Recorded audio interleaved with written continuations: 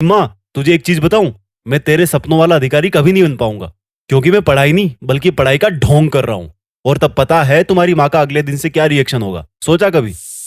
आज मैं तुम्हें एक चैलेंज दे रहा हूं कि अगर इस वीडियो को देखने के बाद तुम्हारे दिल में तुम्हारी माँ और तुम्हारी पढ़ाई के लिए रेस्पेक्ट नहीं जागी ना, तो तुम चैनल को अलविदा बोल के हमेशा के लिए जा सकते हो। क्योंकि इस चैनल के सब्सक्राइबर काउंट मेरे लिए इतने वैल्यूएबल नहीं है जितना तुम्हारे लिए तुम्हारी माँ और तुम्हारी पढ़ाई है। मैं पढ़ रहा हूँ ना माँ, मुझे भी डिस्टर्ब मत कर, तू आके देख ले। ये जवाब था एक होनहार बेटे का जब उसकी माँ ने उसको अपना चश्मा ढूंढने के लिए बोला और बेटा इतने छोटे से काम से बचने के चक्कर में माँ के सामने पढ़ाई का दिखावा कर रहा था। कितनी शर्म की बात है यार। तुम्हारी माँ सर्दी गर्मी बरसात हर मौसम में बड़ी ईमानदारी से तुम्हारी सेवा करती आ रही है।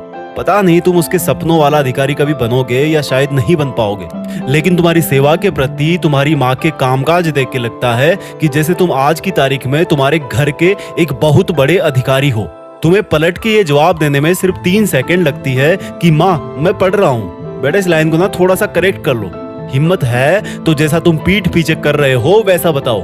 बोलो कि माँ तुझे एक चीज बताऊं, मैं तेरे सपनों वाला अधिकारी कभी नहीं बन पाऊंगा, क्योंकि मैं पढ़ाई नहीं बल्कि पढ़ाई का ढोंग कर रहा हूँ। और तब पता है तुम्हारी माँ का अगले दिन से क्या रिएक्शन होगा, सोचा कभी? कुछ रिएक्शन नहीं होगा। वो अगले दिन फिर भी 4 बजे उठेगी और उठते ही सबसे पहले तुम्हारे रूम में तुम्हारा कूलर बंद करने आएगी कि कहीं मेरे लाडले अधिकारी को जुकाम ना हो जाए। शर्म की बात है। तुम्हारे स्कूल के टेस्ट तो साल में 10 बार होते होंगे, लेकिन तुम्हारी माँ का इम्तिहान रोज होता है, जब उसको छोटे छोटे कामों के लिए जवाब सुनने को मिलता है कि माँ अभी मैं पढ़ रहा हूँ। अरे बोल दे कि ढोंग कर रहा है। माँ मैं पढ़ रहा हूँ। अरे बोल दे कि देख रहा हूँ कि किस किस ने मेरा स्टेटस देखा। माँ मैं पढ़ रहा हूँ। अरे बोल दो अधिकारी साहब कि तुम किताब को सामने रख के मधुर सपनों में खोए हुए हो।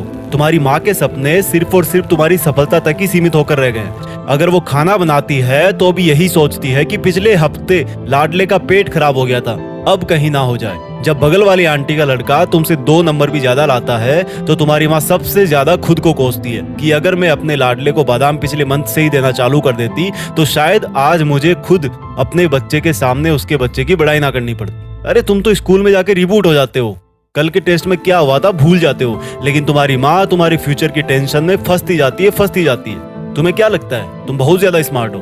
तुम्हें क्या लगता है पढ़ाई इतनी मुश्किल है जितना एक माँ के लिए बेटे को मुश्किल में देखना होता है? पर तुम ये बात सिर्फ तब समझोगे जब 20 साल बाद तुम्हारा बच्चा भी तुम्हारे साथ ऐसा बिहेव करेगा, लेकिन तब तुम चाह के भी आज की तारीख में वापस नहीं आ पाओगे। और उस वक्त एक तरफ तुम्हारी बूढ़ी माँ होगी जो चारपाई पे दवा लेके लेटी होगी और एक तरफ तुम्हारा बच्चा होगा जो बिल्कुल तुम पे गया होगा। अगर मेरी बातें मेरे जितनी तुम्हें भी बुरी लग रही है ना, तो आइंदा ये मत बोलना कि माँ मैं पढ़ रहा हूँ, तू देख ले अपना काम। क्योंकि तू अपने आप से पूछ कि तू पढ़ता कितना है और सोशल मीडिया कितना चलाता है। क्या ये पढ़ाई, ये किताबें तुम्हारी माँ के विश्वास से ज्यादा बड़ी है? तुम्हें पता नहीं है जब तुम पैदा हुए थे तो घर में बहुत खुशी मनाई गई थी। पता नहीं तुम्हारी कैसे कैसे नजर उतारी गई थी, तुम्हें हर सुविधा दी गई, लेकिन जैसे जैसे तुम बड़े हुए इन चीजों को तुमने ग्रांटेड लेना शुरू कर दिया कि ये तो हमेशा से ही ऐसे थी। तुम क्यों नहीं समझने की कोशिश करते कि तुम अपनी माँ के सपनों वाला सक्सेसफुल इंसान सच में बन सकते हो? तुम क्यों नहीं समझते कि तुम अपनी माँ को घर के इतने सारे काम से जल्दी रिटायर करके उनकी बची हुई जिंदगी को आराम से कटवा सकते हो?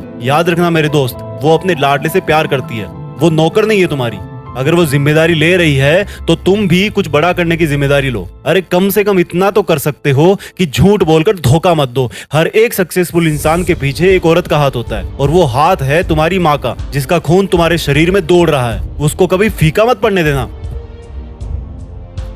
इस वीडियो को हर एक उस हिंदुस्तानी स्टूडेंट के पास शेयर करना जिसको आप सक्सेसफुल देखना चाहते हैं। हो सकता है वो अपने माँ के सपनों को पूरा कर पाए। जय हिंद, वंदे मातरम।